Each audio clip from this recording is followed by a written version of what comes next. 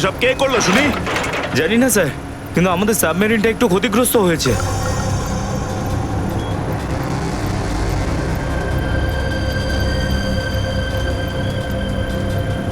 গ্যালারে navy এসে গেছে, ওদের জাহাজ আর কামান দেখা যাচ্ছে। কি?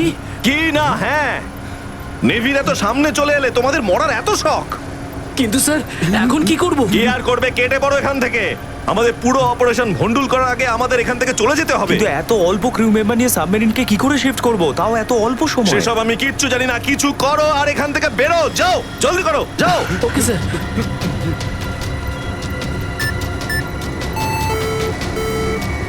ডেকের উপর আমাদের আরো লোক দরকার।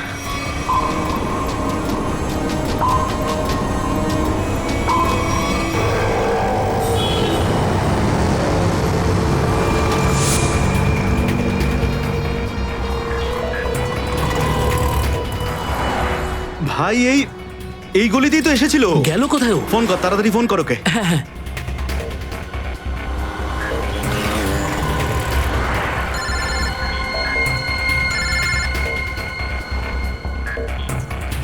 কেটে দিচ্ছে। হ্যাঁ, ফোন কেটে দিচ্ছে।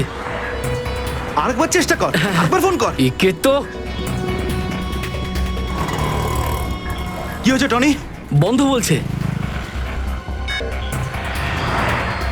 ওই দেখ টনি। ওই যে ধর ওকে। দাঁড়া দাঁড়া দাঁড়া দাঁড়া। হ্যাঁ, হ্যাঁ, চল, গাড়িতে চল, চল চল।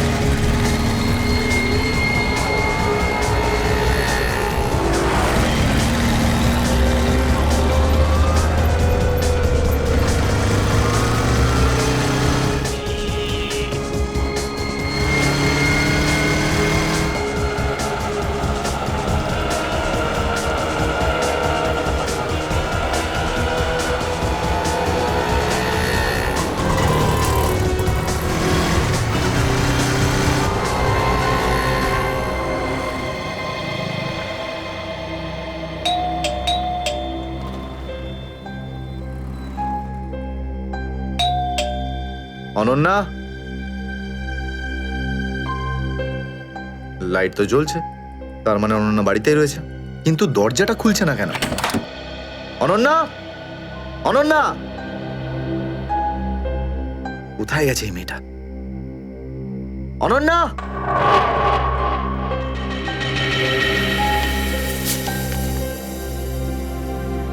আমি আজকে কিছু জানতে পেরেছি। আমি তোকে আর বিরক্ত করতে চাই না। তুই অনেক কিছু করেছিস আমার জন্য, এতদিন আমার দায়িত্ব নিয়েছিস।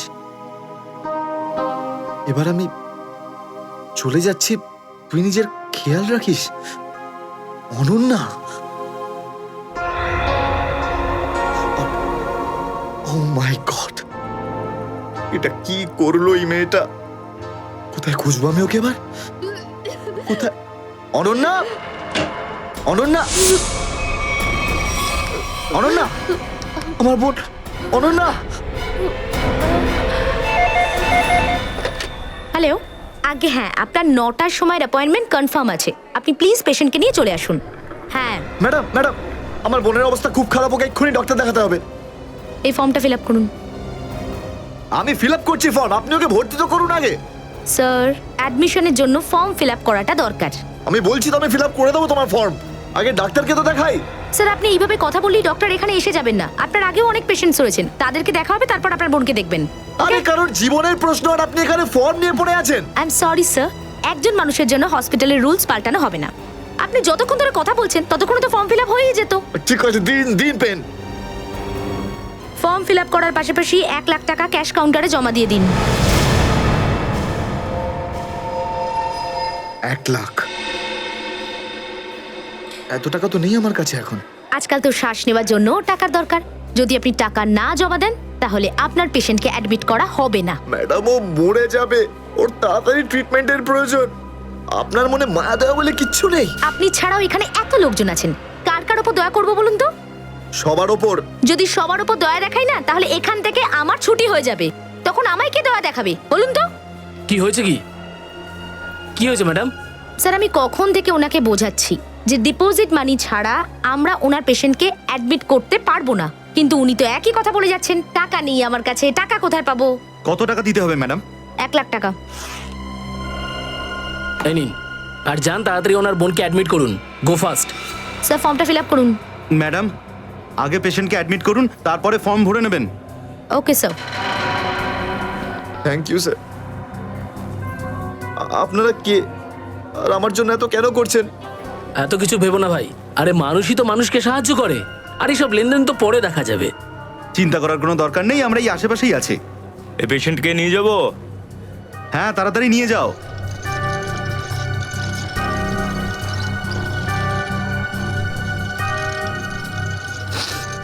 আমি আসছি এক্ষুনি। হ্যাঁ যাও।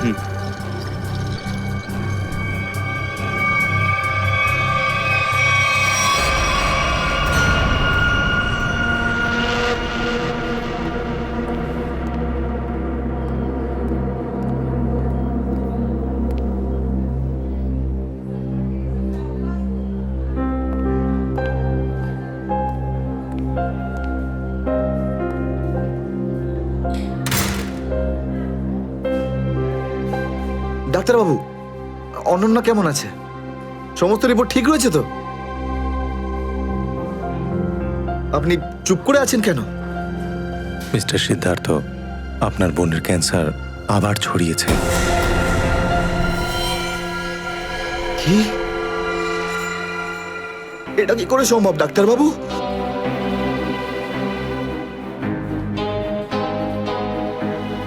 এটা কি করে হতে? সিদ্ধার্থ, এরকমটাই হয়েছে। কিন্তু অনন্যা তো ঠিকই ছিল, তাই না? ওর সমস্ত রিপোর্ট বলছিল যে ওর আর কোনো বিপদ নেই, আর আপনি বলছেন যে আবার? না ডাক্তারবাবু, এটা হতে পারে না। এমনটাই হয়েছে। গত 3 বছর ধরেও বিপদমুক্ত ছিল, কিন্তু এইবার রোগ অনেক বেশি ছড়িয়েছে। খারাপ কিছু ঘটেও যেতে পারে। আপনি কি বলতে চাইছেন ডাক্তারবাবু? এটাই যে তোমার বোন অল্প কয়েকদিনই বাঁচবে। না ডাক্তারবাবু, এরকম বলবেন? ডাক্তারবাবু, ওর জন্য কিছু করুন না ডাক্তারবাবু, কিছু করুন আমার বোনের জন্য প্লিজ। এক্সপেরিমেন্টাল ট্রায়াল আছে, হয়তো এতে ওর প্রাণ বেঁচেও যেতে পারে। হ্যাঁ, তো করুন না এক্সপেরিমেন্ট, আমি কখন আটকালাম? প্লিজ করুন। কিন্তু এই ট্রিটমেন্টে অনেক খরচা হবে। কত? কম করে প্রায় 15 লাখ টাকা। 15 লাখ? অনন্যার জ্ঞান ফিরেছে, ও আপনাকে ভেতরে ডাকছে।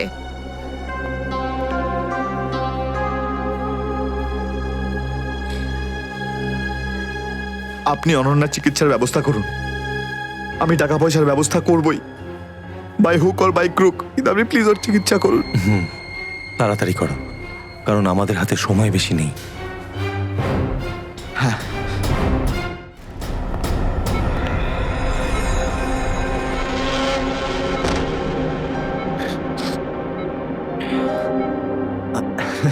আরে অনন্যা, ডাক্তারের সঙ্গে কথা হলো আমার, তুই তো একদম ঠিক আছিস। বেশ, আর কয়েকদিনে তোকে বাড়ি ফেরত নিয়ে চলে যাবো আমি। তুই না দাদা, এখনো অব্দি মিথ্যে বলতে শিখলি না।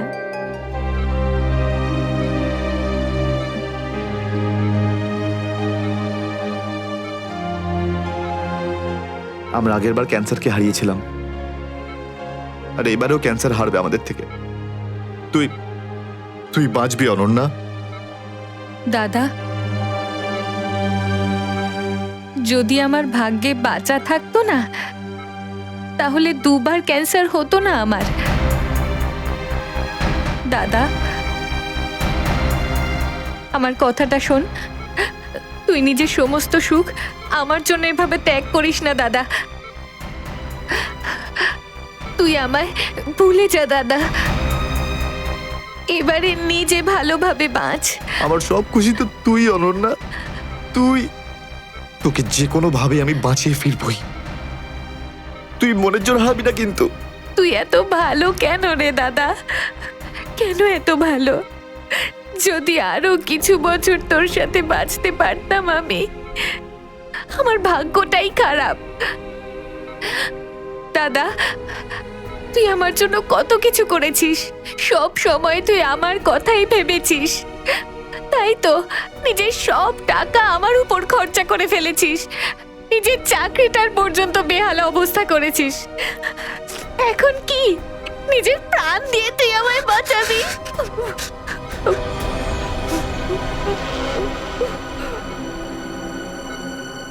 স্যার, আপনি প্লিজ বাইরে যান, ওনাকে রেস্ট নিতে দিন। তুই যা দাদা।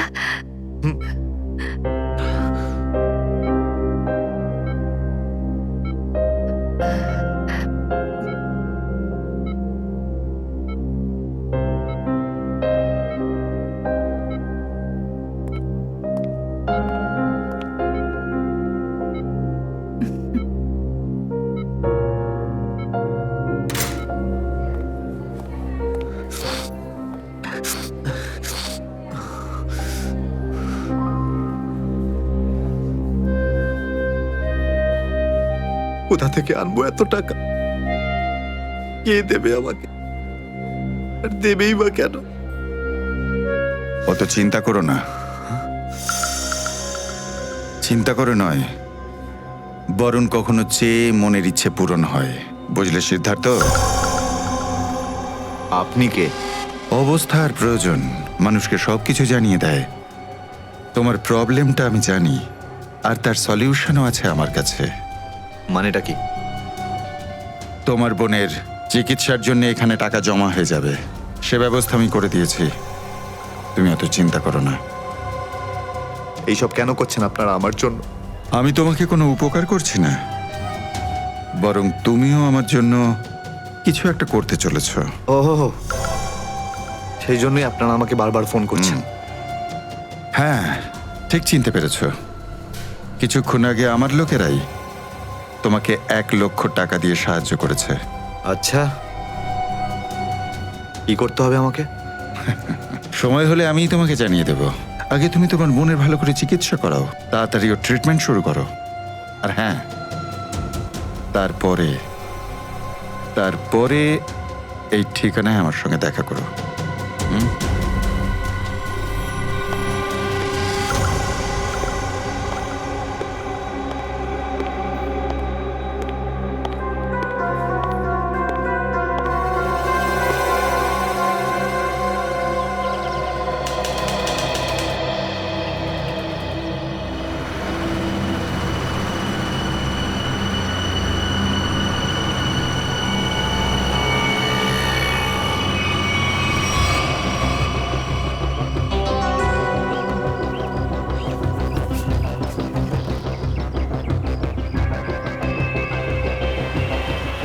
স্যার, ওর কাছে দাঁড়াবো? না না না, আর একটু এগো সামনে। আগে দেখতে তো হবে যে ও একা এসেছে নাকি সঙ্গে কাউকে নিয়ে এসেছে। নে, এখান থেকে ইউটার্ন নে।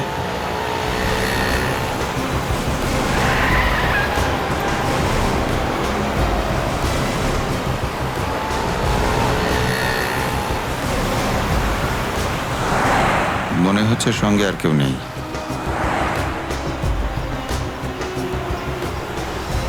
চলো ওর কাছে গিয়ে গাড়ি দাঁড় করা। হ্যাঁ,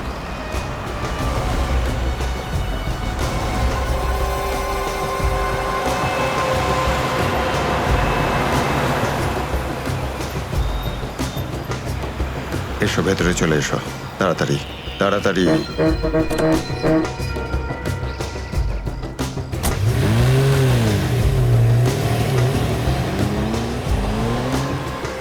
আমায় কোথায় নিয়ে যাচ্ছেন? প্রশ্ন নয়, একদম চুপচাপ বসে থাকো।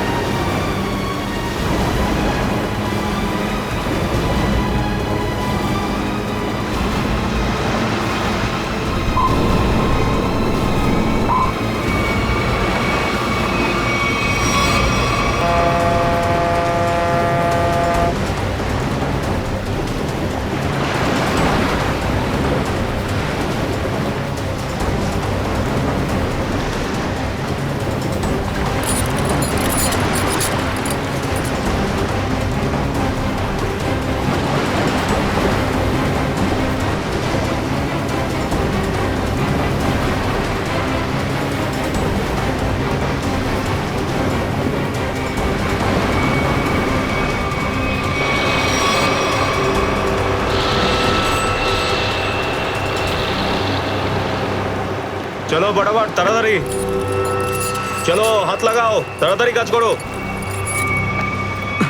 দে, জলদি জলদি। এইটুকু কম কাজ করতে কি সারা রাত লাগাবি নাকি? চল আফসার, তাড়াতাড়ি। আরে তাড়াতাড়ি কর।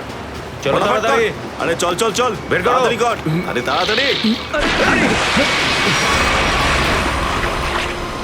আরে পাগল, কি করলি তুই? সরি স্যার, হাত থেকে ফসকে গেছে স্যার, ওই তাড়াতাড়ি করছিলাম তাই। তোর এই গাধামোর জন্য আমার কোটি টাকার মাল জলে চলে গেল। আরে এই কেলারে, স্যার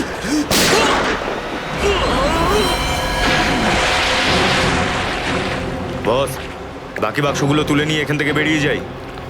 হ্যাঁ এই চলো, বের কর বের কর, দে ফটাফট। হ্যাঁ চলো চলো তাড়াতাড়ি। হ্যাঁ এই দুটো লাশই সমুদ্রের মধ্যে কম করে 12 ঘন্টা ডুবেছিল। হ্যাঁ সালুকে, হ্যাঁ কোস্টগার্ডরাই এদের দুজনকে পেয়েছে। ওরাই এই দুটো লাশ উদ্ধার করে আর আমাদের হাতে তুলে দেয়। ভাই, এই দুজনকে পয়েন্ট ব্ল্যাঙ্ক রেঞ্জ থেকে গুলি করা হয়েছে। এর ক্ষতটা দেখো বস, এ দেখো। দুজনের ক্ষতই এই কথা বলছে। হ্যাঁ, আরও একটা ব্যাপার স্যার, বেশ কিছুদিন ধরে এরা ঠিকমতো খাবার দাবারও পায়নি। এদের বডিজ দেখে লাগছে যে খুব অল্প সময়ের মধ্যেই এদের ওজন তাড়াতাড়ি হ্রাস পেয়েছে। বস, ওদের বন্দি করে রাখা হয়েছিল। এ দেখো, এটা দড়ির দাগ। এদেরকে বেঁধে রাখা হয়েছিল দুজনকেই সমুদ্রের মধ্যে। সমুদ্রের গভীরে কোথায় কোথায় লুকিয়ে রেখেছিল এদেরকে? তারপরে মেরে ফেলেও দিয়েছে। কি কি চাইছিল খুনি? হ্যাঁ সচিন, আচ্ছা ঠিক আছে, বলো সচিন, কি জানতে পেরেছো? স্যার, এরা দুজন সমুদ্রের পাশের গ্রামটাতে থাকে স্যার। আর ওরা কাল রাতে কিছু এমন দেখেছে যেটা বলতে চায়। আচ্ছা, তাহলে বলো কি দেখেছো তোমরা? স্যার, কালকে রাতে আমরা মাছ ধরার জন্য সমুদ্রের অনেক গভীরে যাই। আমাদের নৌকার ইঞ্জিনটা খারাপ হয়ে যাওয়াতে আমাদের ফিরতে অনেক সময় লেগে যায়। স্যার, যখন আমরা ফিরে আসছিলাম তখন কিছুটা দূরে আমরা একটা বোটের আওয়াজ শুনতে পাই, আর তাতে বসে কিছু লোক কারোর জন্য অপেক্ষা করছিল। আচ্ছা, কারা সেই লোক? স্যার জানি না, অনেক অন্ধকার হয়ে গেছিল। হ্যাঁ স্যার, তখন সমুদ্রের মাঝখান থেকে জোরে জোরে ইঞ্জিনের শব্দ পাচ্ছিলাম। জলের ঢেউ একেবারে উথাল পাথাল করছিল। আর তারপরে সমুদ্রের মাঝখান থেকে কোনো জিনিস উপরে চলে আসে। সমুদ্রের ভেতর থেকে কোনো জিনিস ওপরে চলে আসে? কি? একটা বড় বাসনের মতন জিনিস হবে।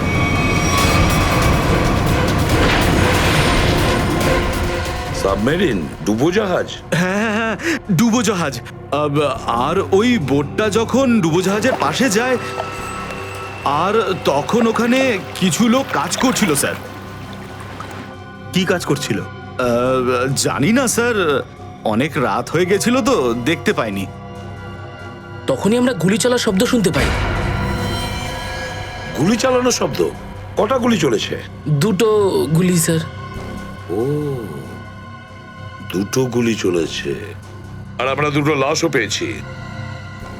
আর আমরা ওখান থেকে ভয় পেয়ে পালিয়ে যাই স্যার। স্যার, একটা কথা বুঝতে পারলাম না, সমুদ্রের মাঝামাঝি এই সাবমেরিন কি করছিল? সেটাই তো। আর ওই বোটটায় তাহলে হচ্ছিল কি? স্যার, হ্যাঁ Pankaj? Sir, missing person bureau থেকে দুজন ভিক্টিমের ডিটেলস পাওয়া গেছে। গ্রেট। অমল, মনোজ আর দুজনেই একই দিনে নিখোঁজ হয়েছে। আর স্যার, দুজনেই মেরিন ইঞ্জিনিয়ার্স। হ্যাঁ সেটাই তো, মেরিন ইঞ্জিনিয়ার। সচিন, এটা কোনো কোইন্সিডেন্ট নয়, কোনো সংযোগ নয়। কারণ মেরিন ইঞ্জিনিয়ার্সরা অনেক কিছু কাজ করে সাবমেরিনে, ডুবোজাহাজে। এটা কোনো কাকতালীয় নয়। আর স্যার, ইন্ডিয়ান ওয়াটারে এই ডুবোজাহাজ আসলে কি করছিল? কিছু না কিছু গোলমাল তো আছে, খুব বড় রকমের গোলমাল আছে, খুব বড় রকমের গোলমাল। খোঁজ নিতে হবে ওই ডুবোজাহাজের ব্যাপারে। ইন্ডিয়ান নেভি, ভারতীয় নৌসেনা থেকে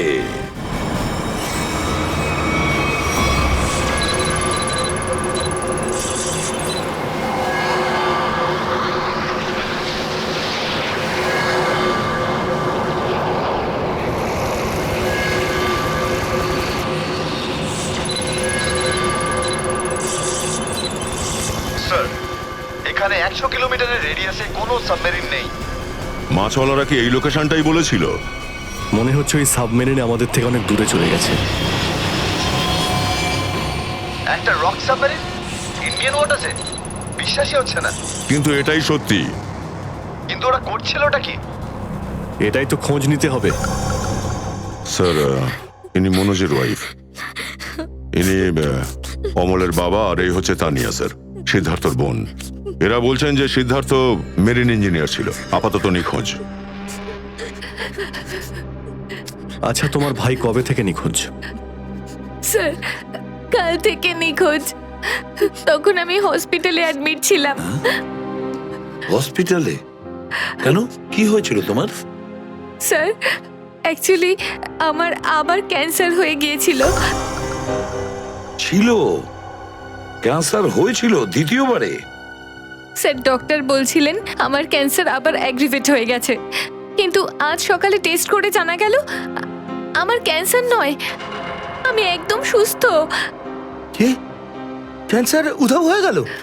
হ্যাঁ স্যার, আর এই খবরটা দেওয়ার জন্যই দাদাকে ফোন করেছিলাম, কিন্তু ওর ফোন নট রিচেবল আসছিল। আমি ভেবেছিলাম হয়তো বাড়িতে আছে, তাই আমি তাড়াতাড়ি বাড়িতে চলে এলাম। সব রুমে খুঁজলাম স্যার, কিন্তু কোথাও আমার দাদা নেই। ভাবলাম হয়তো আশেপাশে কারোর বাড়ি গেছে।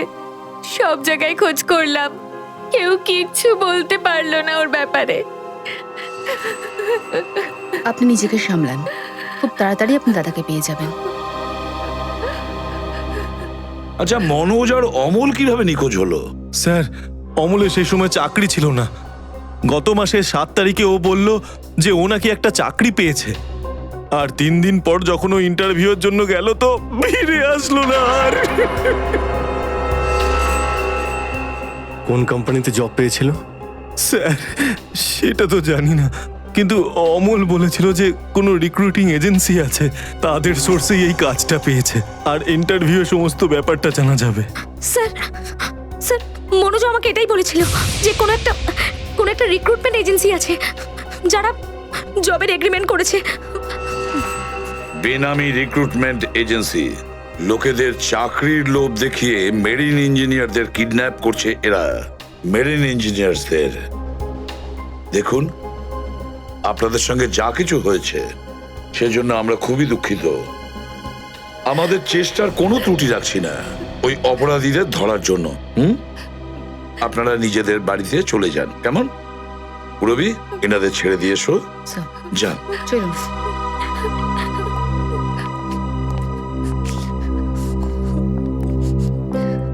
স্যার, হ্যাঁ স্যার প্লিজ স্যার, আমার দাদাকে খুঁজে দিন আপনারা। ও ছাড়া আমার আর কেউ নেই স্যার, আমার আর কেউ নেই। দেখো মা, চিন্তা করুন না, তোমার ভাইকে আমরা খুঁজে দেবো, আমরা কথা দিচ্ছি। যাও স্যার, পারবেন তো আপনারা? আসুন। Thank you sir.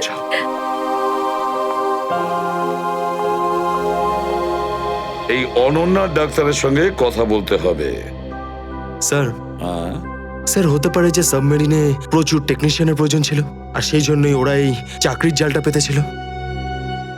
স্যার, এই ডুবো জাহাজটা কোথায় আছে আমরা জানি না স্যার, তাহলে অপরাধীদের আমরা ধরবো কি করে? পঙ্কজ, আমাদের এমন কিছু করতে হবে যাতে অপরাধীরা আমাদের খোঁজে আর এই ডুবো জাহাজ অব্দি নিয়ে যায়। কিন্তু অপরাধীরা আমাদের খুঁজবে কেন? খুঁজবে কেন? খুঁজবে না? ওদের তো 2জন ইঞ্জিনিয়ার মারা গেছে, আর ওদেরকে রিপ্লেস করার জন্য এদের নতুন ইঞ্জিনিয়ার তো লাগবেই। আর এই জন্য আমরা অনেক ভেবে চিন্তে প্ল্যান তৈরি করব, ভেবে চিন্তে প্ল্যান তৈরি করব।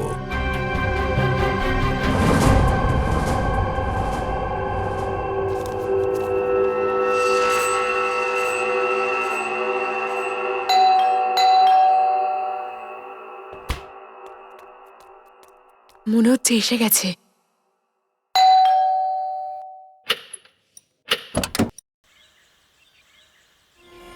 আসুন আসুন, আপনার জন্যই অপেক্ষা করছিলাম, অনেকক্ষণ ধরে বসে আছেন।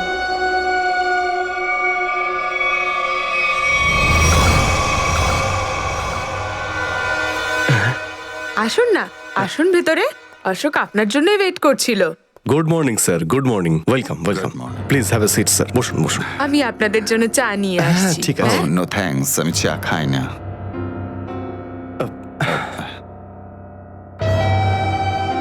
স্যার প্লিজ আমার ভাইকে চাকরিটা দিন না প্লিজ স্যার। আমাদের অনেক ধার রয়ে গেছে, জানি না আমরা কিভাবে সেটা শোধ করব। দিদি দিদি, এক মিনিট এক মিনিট। আরে আমাদের তো আগে কথা বলতে দাও প্লিজ। তুমি এসো, তুমি আমার জন্য চা করে নিয়ে এসো, যাও প্লিজ প্লিজ। জানি না তুই কবে চাকরি পাবি, আমার তো খুব চিন্তা হয়। সরি স্যার, ওই আমার দিদি আসলে একটু আমার চাকরি নিয়ে খুব টেনশনে আছে আর কি। ওনার একটু আসলে টাকা নিয়ে ওনার একটু নিশ্চয়ই বুঝতে পেরেছেন। হয় এরকম, আসলে টাকা জিনিসটাই এরকম। তাহলে স্যার আমার এই চাকরিটা পাকা ধরে নেব স্যার? দেখা যাক, তার আগে তোমাকে কিছু প্রশ্ন করতে চাই। যা জিজ্ঞেস করার জিজ্ঞেস করতে পারেন, আমি রেডি স্যার। কিন্তু স্যার স্যার প্লিজ স্যার, এই চাকরিটা আমাকে আপনি দিয়ে দিন please sir.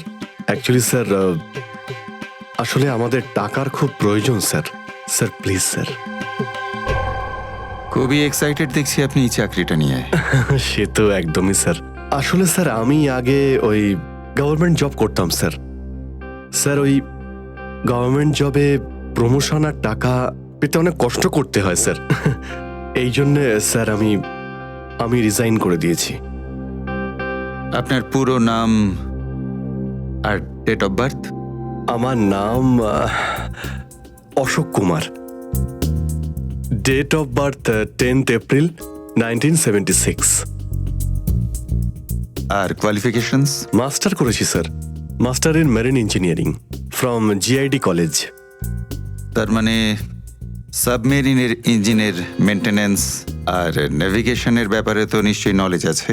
Yes yes yes sir, you are right sir. তো মিস্টার অশোক, একটা কথা বলুন, আপনার এক্সপিরিয়েন্স অনুযায়ী একটা সাবমেরিনকে জলের নিচে কতটা গভীর অবধি নিয়ে যেতে পারেন? কত গভীর অবধি? স্যার সেটা তো ওটা স্যার ডিপেন্ড করে স্যার, মডেলের ওপর ডিপেন্ড করে স্যার। ওর ভিতরে গিয়ে আমি সাবমেরিন ঠিক করেছি স্যার। আর মেরিন তো অনেকটাই নিচে যায় স্যার, 400 অবধি যায় স্যার। ও হ্যাঁ, আমি আপনার স্কুলের প্রিন্সিপাল মিস্টার সুরেশের সঙ্গে কথা বলেছিলাম, আপনার খুব প্রশংসা করছিলেন। ওনার টাচে আছেন তো আপনি? প্রিন্সিপাল প্রিন্সিপাল স্যার খুব ভালো লোক স্যার। স্যার আমার প্রিন্সিপাল আমার মেন্টরও ছিল স্যার।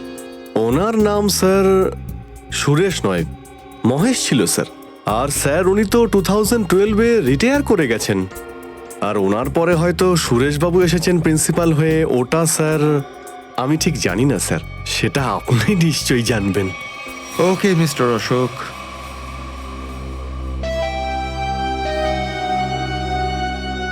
আপনার চাকরিটা পাকা। Thank you sir, thank you very much. আপনার ফ্যামিলির ফাইন্যান্সিয়াল প্রবলেমটা অবশ্যই আমরা দেখব। আপাতত এই চাকরিটা 6 মাসের জন্য। ওকে ওকে ওকে।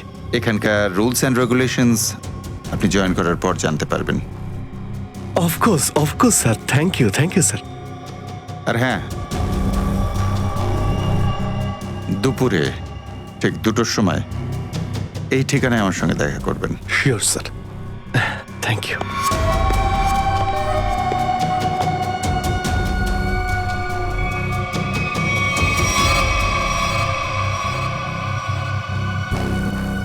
কাজ হয়ে গেছে, আরো একটা জব পাকা হয়ে গেছে আমার।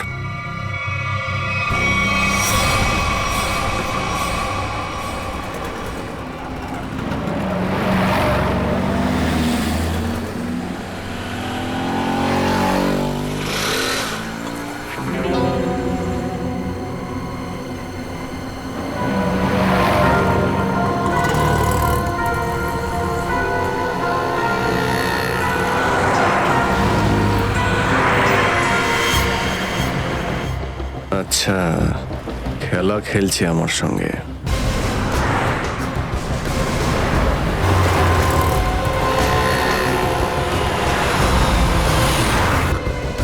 হ্যাঁ, নমস্কার। হ্যাঁ ঠিক আছে, ভিতরে বস। সুশীল, চলো তাড়াতাড়ি, ফলো করো। নমস্কার।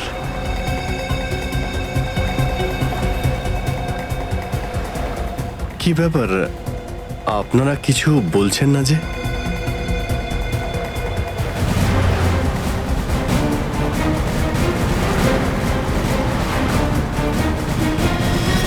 আচ্ছা, আপনারা কি এদের... এই চুপ চুপ চুপ। হ্যালো, আরে ও, স্বাস্থ্য চলছে, হয়তো ঘুমোচ্ছে। সচিন তাড়াতাড়ি, ওরা যেন আমাদের নজর এড়াতে না পারে।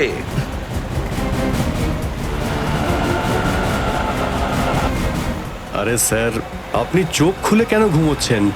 খুব স্ট্রেস পড়ে চোখের উপরে। আমি এক্ষুনি বন্ধ করে দিচ্ছি। এখন তোরও ঘুমানোর সময় চলে এসেছে। আরে কিন্তু আমি রাতে ঘুমোই, দিনের বেলা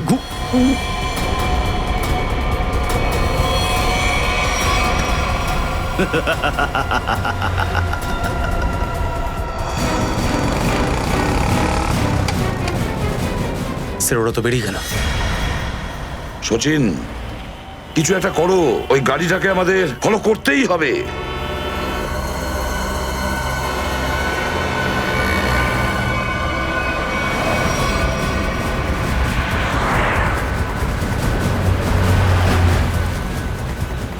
গাড়িটা কোথাও দেখতে পাচ্ছি না।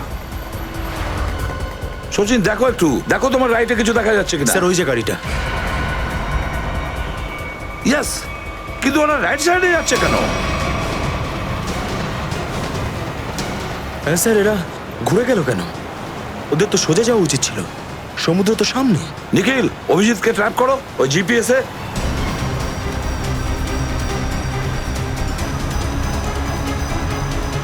অভিজিৎ স্যারের জিপিএস ডিভাইস সিগন্যাল দিচ্ছে না, কাজই করছে না। ওভারটেক করো এই গাড়িটাকে, ওভারটেক করো। এই দাঁড়া দাঁড়া দাঁড়া দাঁড়া।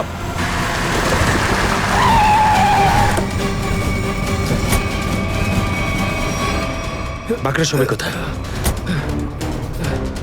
কি হয়েছে? চুপ, বল গাড়ির ভেতরে যারা ছিল তারা কোথায়? স্যার এর মধ্যে কেউ ছিল না। কেউ ছিল না মানে? দেখ, সব সত্যি সত্যি বলে ফেল, নাহলে। সত্যি বলছি স্যার, আমাকে একটা লোক বললো যে সঙ্গমনগর চৌরাস্তার মোড়ে গাড়িটা দাঁড় করিয়ে চলে যেতে। আর কি বলেছে? আর তো কিছু বলেনি। এই কাজের জন্য ও আমাকে 5,000 টাকাও দিয়েছে। ওই মেরিন অব্দি পৌঁছানোর একটাই রাস্তা ছিল, আর সেটাও বন্ধ হয়ে গেল। নিখিল, সিআইডির কোনো রাস্তা বন্ধ করা যায় না। যদি একটা রাস্তা কেউ বন্ধ করে, অন্য রাস্তা আমরা তৈরি করি।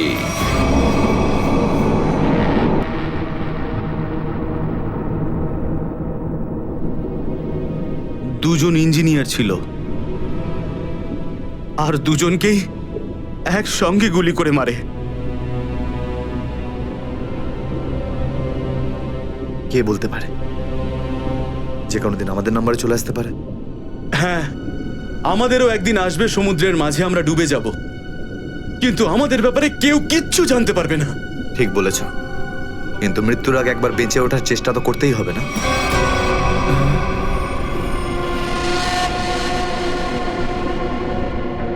চারদিকে সমুদ্র, সিদ্ধার্থ, আমরা চাইলেও কিছু করতে পারবো না। কোথায় যাবে তুমি? কন্ট্রোল রুমের ভেতরে। কি? হ্যাঁ হ্যাঁ, আমার কাছে একটা প্ল্যান আছে।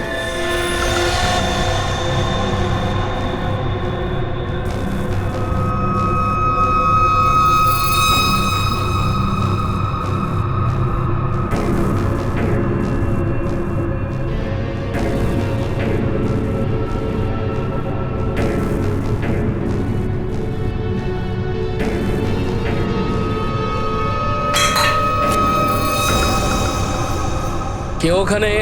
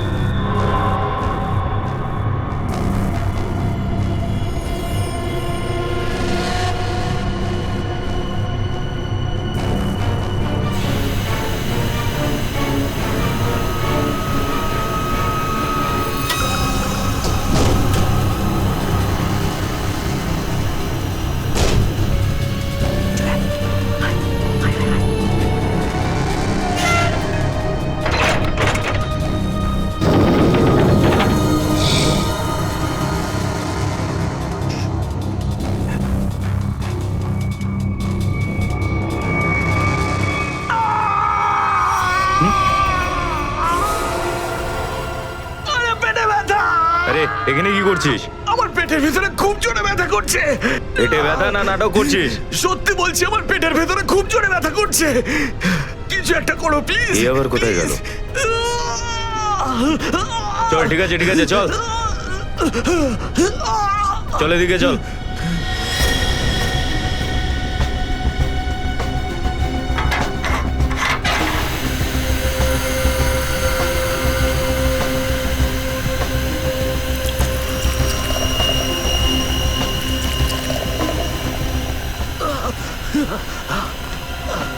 এখানে ওষুধপত্র আছে, খেয়ে নে। কিন্তু এখানে পেট ব্যথার ওষুধ কোনটা? আরে আমি ডাক্তার নাকি? যা খাবার খা, তারপর ঘরে চলে যা। কিন্তু আমি কি করে জানবো যে এখানে পেট ব্যথার ওষুধ কোনটা? আরে শুনুন না।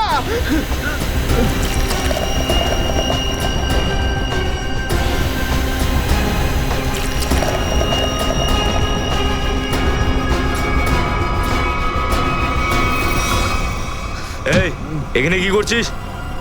আমি কন্ট্রোল রুম দেখতে এসেছিলাম শুধু। এই না জিজ্ঞেস করে কি করে এলি তুই? এদিক ওদিক গেলে না প্রাণে মেরে দেবো। চল বেরো এখান থেকে, বেরো চল।